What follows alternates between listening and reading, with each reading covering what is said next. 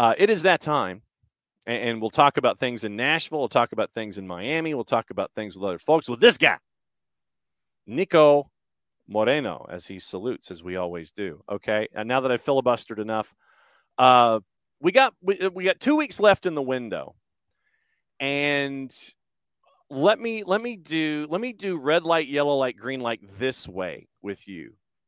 Teams that have to boogie in the window. Who, in your mind, needs to really get some ish done in the window? Who could benefit but doesn't necessarily have to? And who can stand pat and be okay? So what direction do you want to go first? Wow. First of all, happy again to be on with you guys as always. Excited. I got my second cup of coffee. Beautiful day here in the PNW. Yes. Man, you hit me with a hard one, man. That's a real difficult way to do it, but let's try it out, man. So let's go. So we said what? Red Light is a team that really needs to hit it hard, get some help this window. Let's go Nashville, right? I mean, I think that's the easy one.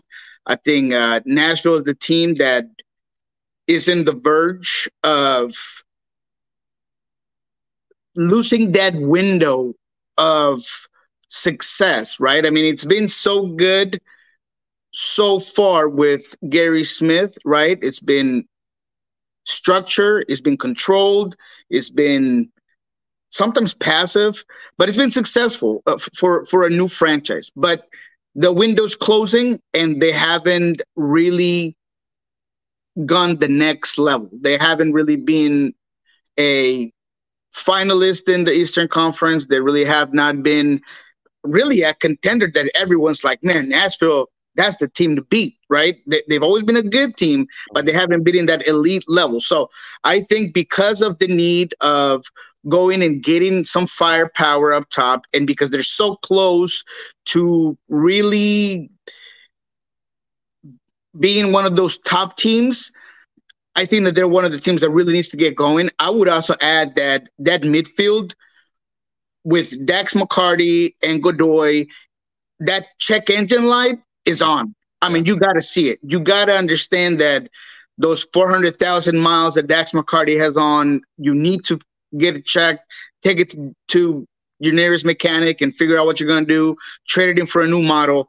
No disrespect to him. He's a great professional, veteran, leadership, whatever you have. But this Nashville team has some really good components. So if they get, a player in the midfield, they get themselves a really top striker, I think that it could be a real tough team to beat in the East. Okay, so let's talk Nashville for a second. There are discussions that Sam Surridge from Nottingham Forest might be coming in to be your center forward up top. They're talking about $6.5 million. And we were all doing the math here at SDH.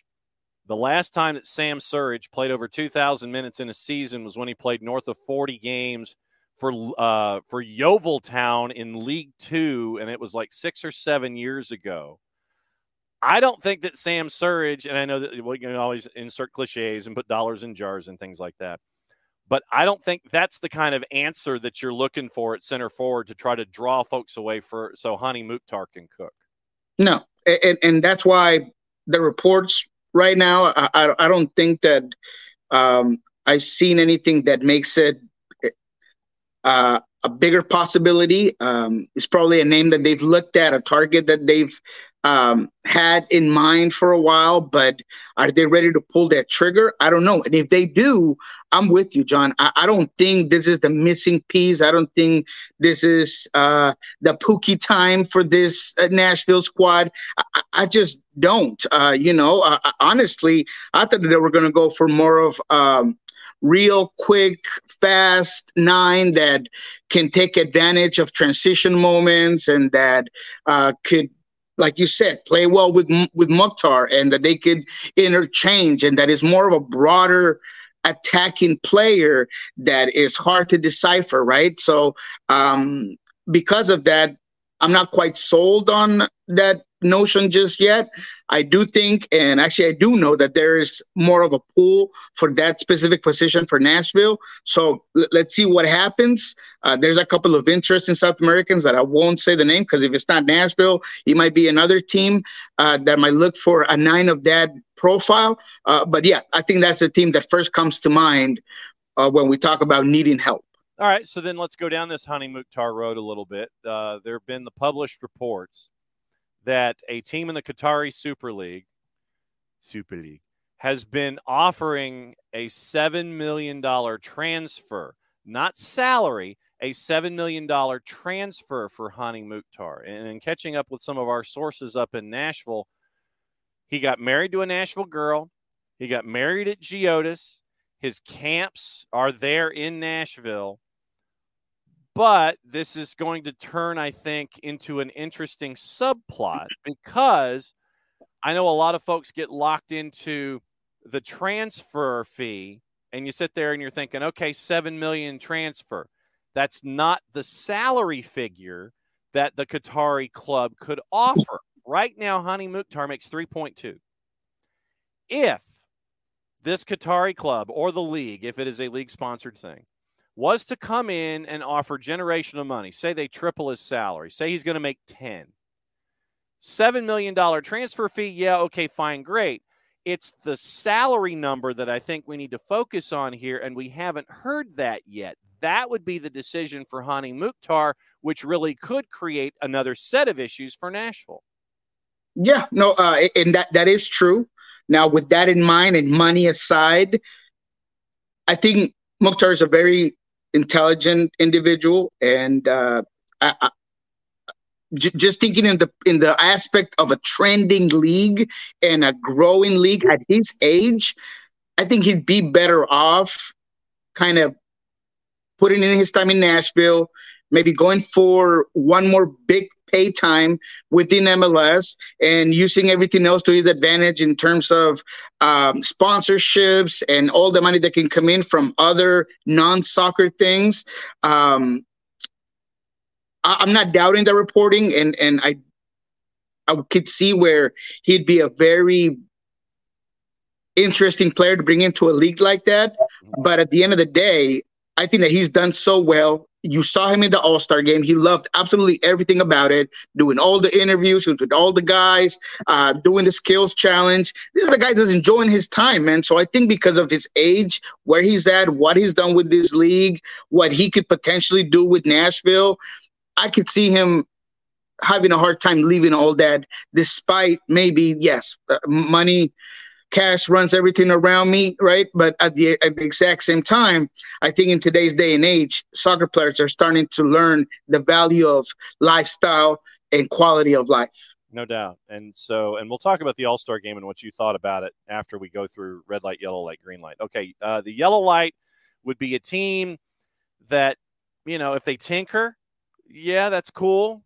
Or, if they tinker, it might hurt them. So who might be one of those dudes that kind of sits there in the garage and wants to fiddle with the car a little bit? I was thinking Austin. I was thinking maybe Philly, but I'm going to go with St. Louis. And this is why, because it might surprise you. Yes, they're top of the West. They're the surprise of the tournament, but they have a moment in time, and we talked about this way earlier in the year when they shocked everyone with their style of play. They're playing with house money right now, right? They got their credit card nice and full. They could do what they could tanker. They could just go in the second half of the season and just become Toronto FC. I'm kidding. No, they could just have a terrible second half of the season and then still be okay. Fans would be excited. It was a great season. They showed some potential, but they also have an opportunity to really catch everyone still by surprise and add in some pieces. They have the room.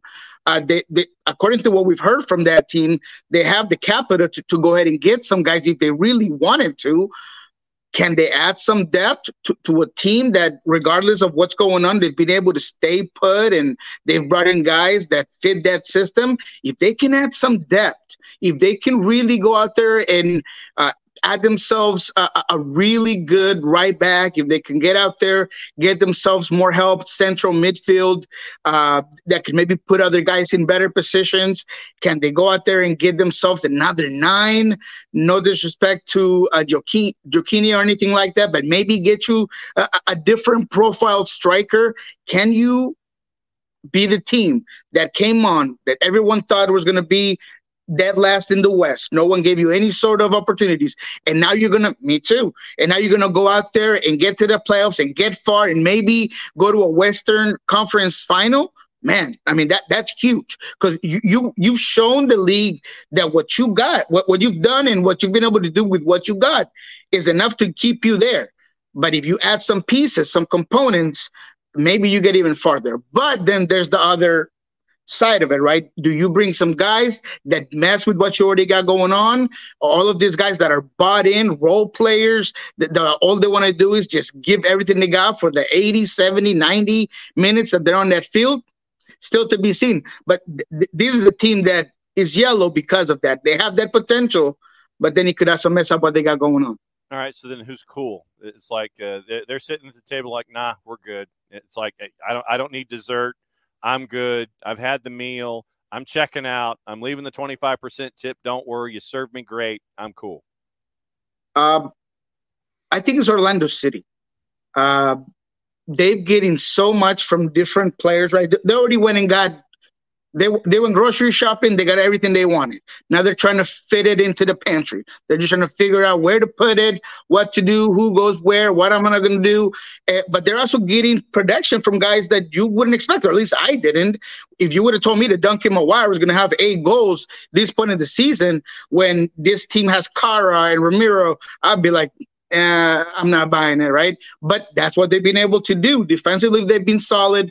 Yes, at times they can be a team that you don't really know what you're getting, just like Atlanta, just like other teams that, regardless of having some really good players, sometimes they just are duds on the game specifically. But I think that Oscar Pereja and this Orlando City front office have done more than enough to give this team all the tools, all the firepower, and now it's up to Oscar to figure it out. And this is the time of year where traditionally Oscar kind of sits there and he becomes more and more pragmatic. And I don't mean that in the most complimentary way. We always see him becoming a little more safe, a little more defensive, kind of, going, no, I don't know if I want to try the spicy food, man. I think I'm good. We're at that point of the season, especially when we come out of Leagues Cup. What do you see out of Seattle in the next 2 weeks? Anything?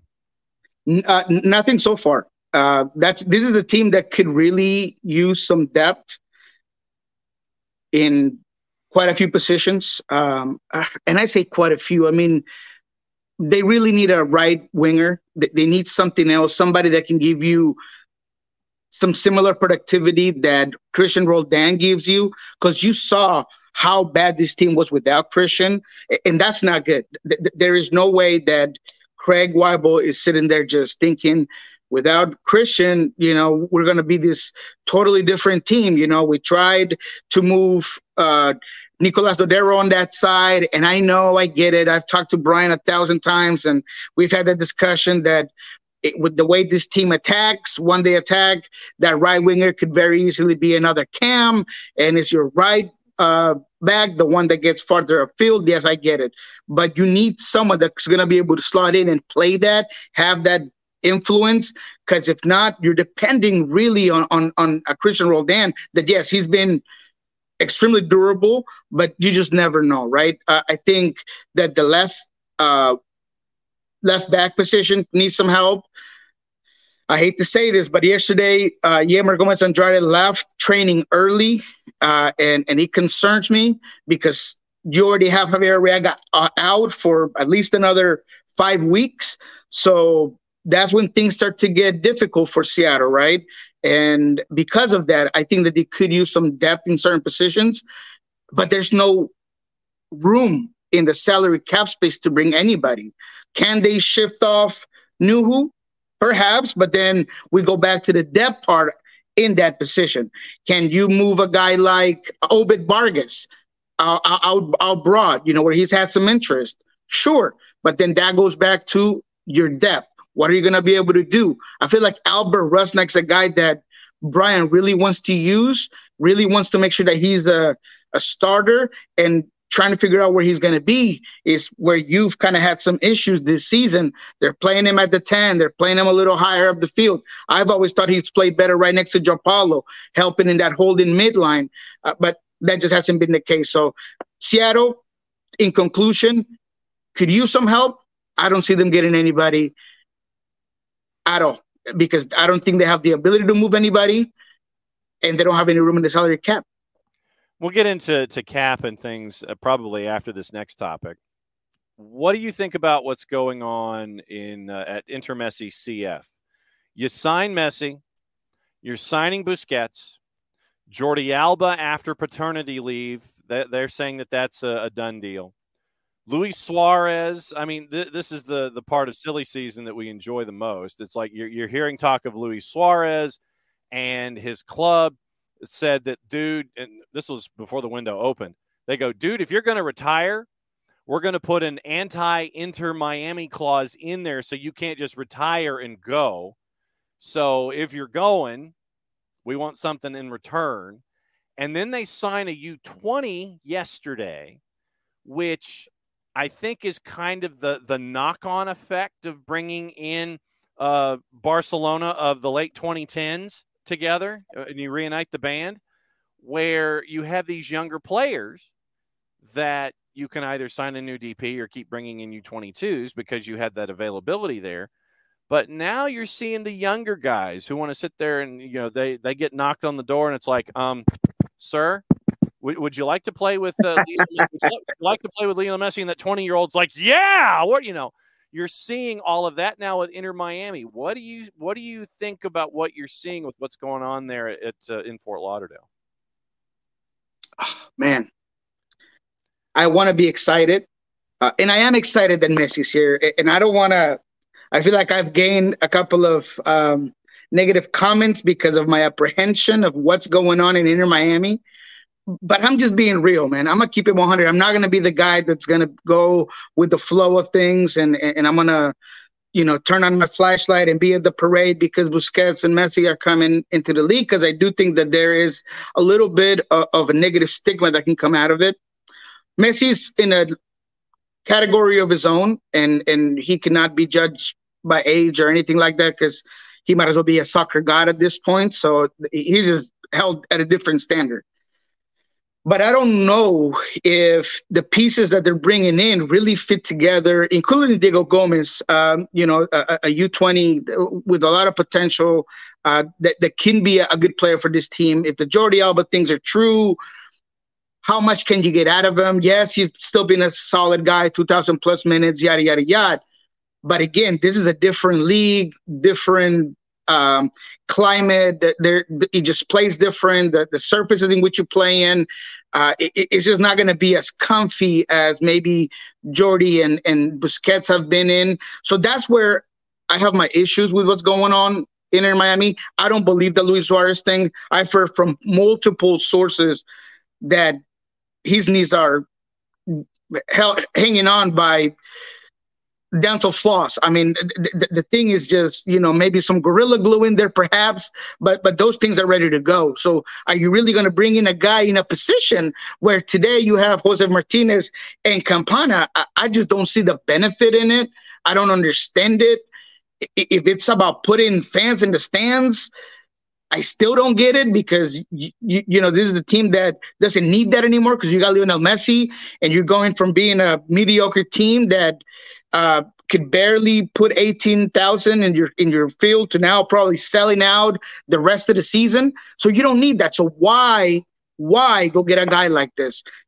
And that's kind of the things that I just don't get. I've asked about Hazard, multiple sources, and the secrecy makes me feel like maybe there is some sort of interest, like, they maybe do want to go get him. So I don't get where the team is quite going with it. So first of all, don't get caught up on the reporting and the rumors, because right now, anybody who's anybody is going to Inter Miami. It doesn't matter who it is. You've heard Sergio Ramos, you've had all this stuff.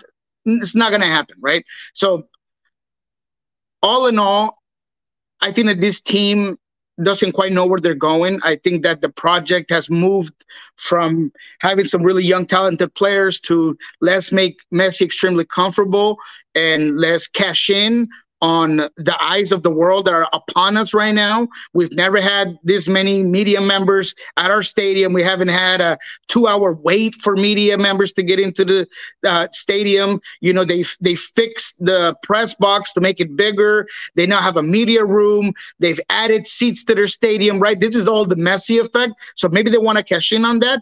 But on the soccer aspect, I'm just not sold. I'm really not sure if where they're going is going to be an immediate or even a near future success.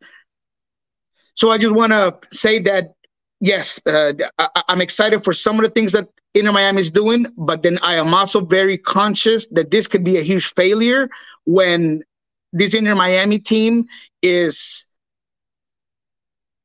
let's say 5 games from the end of the season, mathematically out of the playoffs, out of Leagues Cup, out of Up and Cup, and Messi's just sitting there on your bench and you're trying to figure out when to put him in and why to put him in because you're playing for absolutely nothing.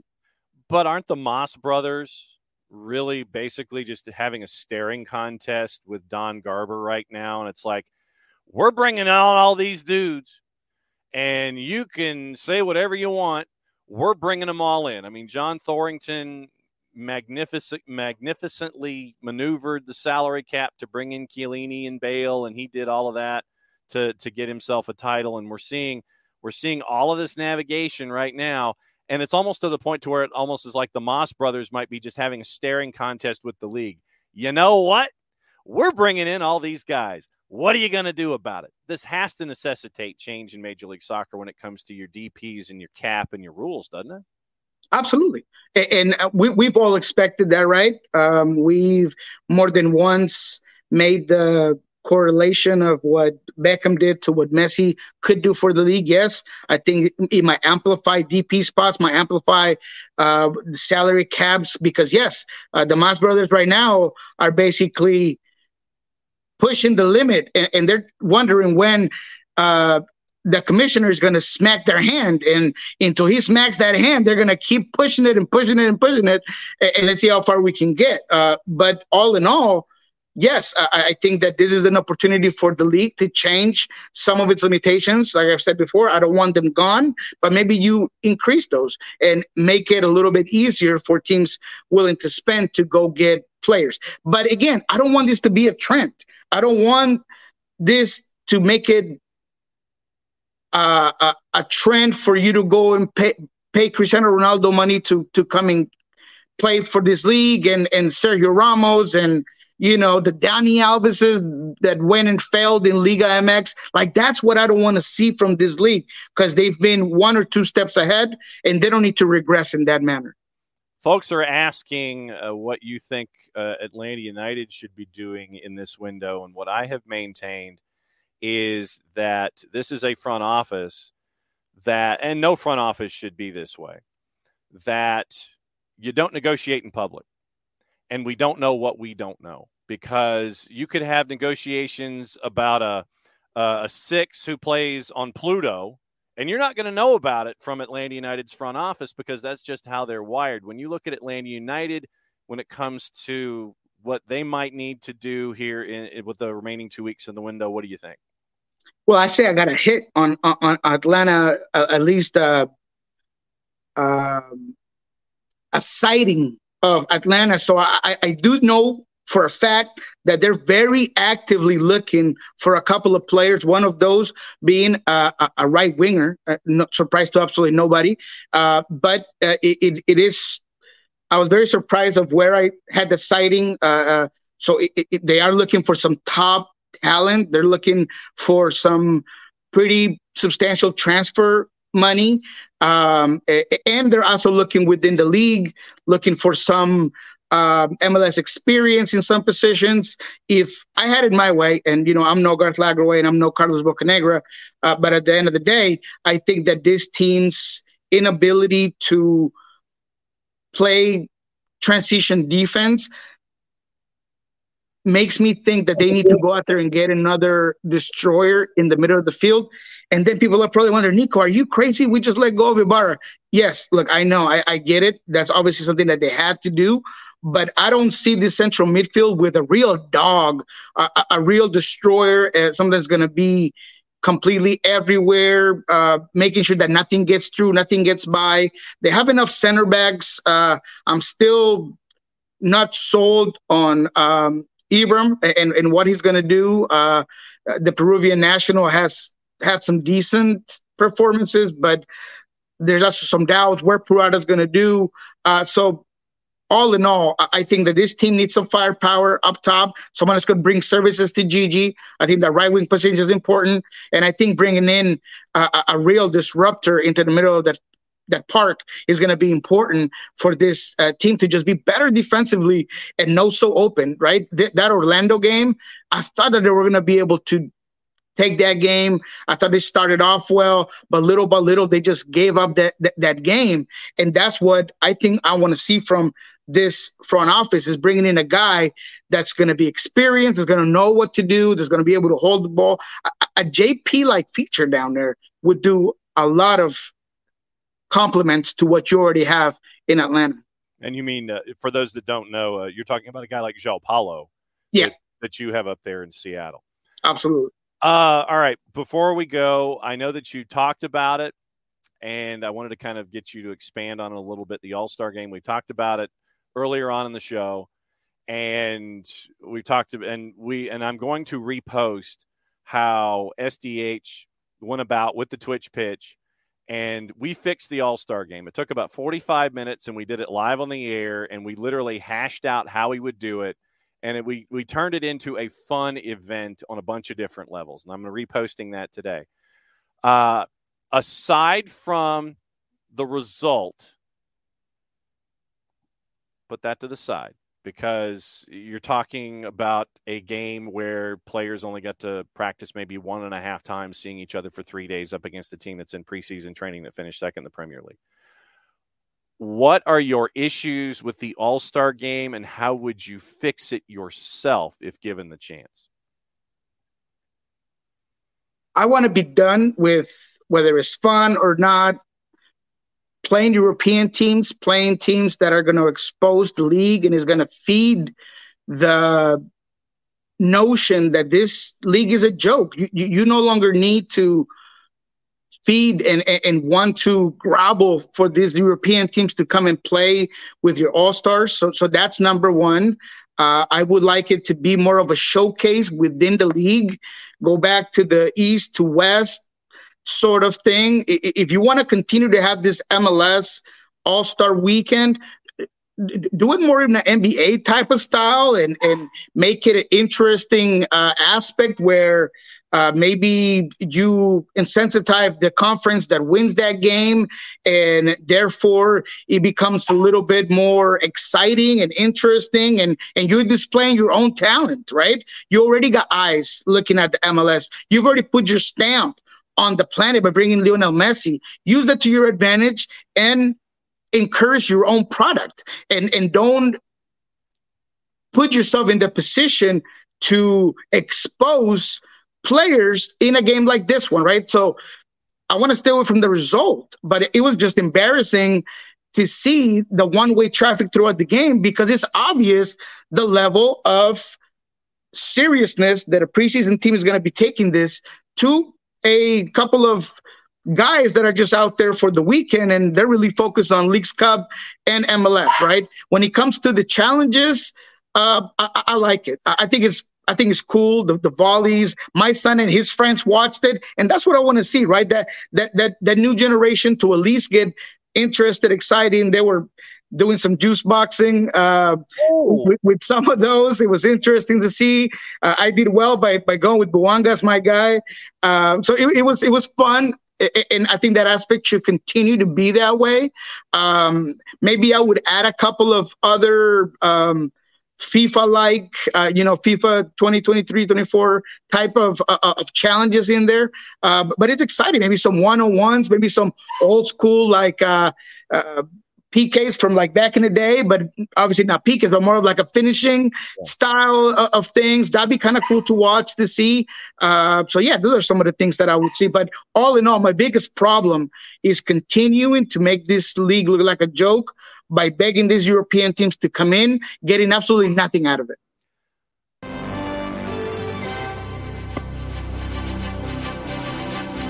Uh-oh, we got news. Yeah, we do. Well, it's kind of pushing that way. From our friends at Doble Amarilla, we were talking about Messi CF. It appears, if their reporting is accurate, well, let's go ahead and say it. Andres Iniesta is a new player for Inter Miami CF. You gotta be kidding me. Principle of the agreement between the Spaniard and the club, as he may have learned from a Doble Amarilla, he'll be a franchise player. So apparently he's going to be a DP along with Messi, Busquets, Jordi Alba, and Joseph. Jordi Alba will be a TAM player. So your 3 DPs now, apparently, according to our friends at Doble Amarilla, will end up being Messi, Busquets, Iniesta. Jordi Alba will be TAM. So that is what we're looking at right now. That literally just showed up on the wires. It can't be true, man. It cannot be true. I refuse to believe it. I refuse to believe it. I mean, this would turn Inter Miami into a circus. Oh my God. And I hate to say it that way, but really, I mean, in a DP spot. Like I said, according to our friends at Doble Amarilla and seconded by Suda Analytica, that's the way it's looking right now. Yeah. Look, I'm not going to believe it. I'm going to go ahead and choose to remove that piece of information from my mind because it's going to blow it up. I mean, Iniesta has been playing in Japan, and he hasn't really been playing at all, really, over the last 3 or 4 years. And bringing him in as a DP would be shooting yourself in the foot, to be quite frank. And it would turn this whole thing into a real circus, man. Everything that I literally denied and that I told you wasn't going to happen. Messi and bingo friends here in the coast, having a good time, getting paid to just show up at the soccer field and playing as if they would on the beach. It's really going to upset me if that's really what's going on. I don't see the value at it on a soccer aspect. I don't see a project behind it or what would potentially help in the future this team in general. It would honestly decrease the amount of seriousness that bringing in Messi had initially. And I'm going to go ahead and be frank with you. That would be really upsetting for me. All right. So once again, Doble Amarilla down in Argentina is reporting agreement in principle Iniesta to enter Messi CF as a DP. So we'll keep an eye on that. Your DPs would then be Iniesta, Messi, Busquets, Jordi Alba would be an AM player if this comes to pass. So double yellow, Doble Amarilla down in Argentina is reporting that Iniesta is coming to Inter Miami. We'll keep an eye. Bringing in a 39-year-old DP is like Cuauhtemoc Blanco going to the Chicago Fire. I mean, back in the day, like, come on, what are we doing? Like, I honestly hope it's not true. All right. So what's going on? What's going on at Soccer Bar and Pulso Sports, Niko? Well, let's move on to something a little bit better. We got some really good conversations. Alex Roldan, full Spanish, talking about playing Leagues Cup, the seriousness behind it. What makes Seattle such a good team in international tournaments, right? They, in the showcases and the samples of Leagues Cup, they've been in the finals, obviously won Champions League. CONCACAF Champions League, they've done so well. So what makes this team tick? What makes him such a key and influential player for the squad? So love Alex Roldan. Great story. Go ahead and check it out at Pulso Sports. We'll also probably get down there tonight and get down later on today and get some more interviews for you guys at Pulso Sports. And then Soccer Bar, 1 p.m.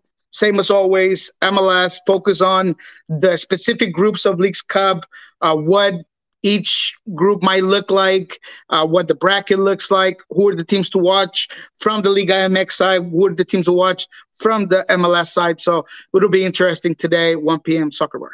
Yeah, we had to go a little added time because of that news that just came across the bow. So enjoy Niko in the Soccer Bar, enjoy Niko over at Pulso Sports, and enjoy him every single Thursday here, 10:30 Eastern Time, 7:30 on his second cup of coffee. Niko, as always, my friend, thanks for hanging out. Have a good one, man. Appreciate you. It is the end of the show since we went added time, so that means mucha plati, I'll play it safe. It's the end of the show. That means we get to do this 9 o'clock back tomorrow morning.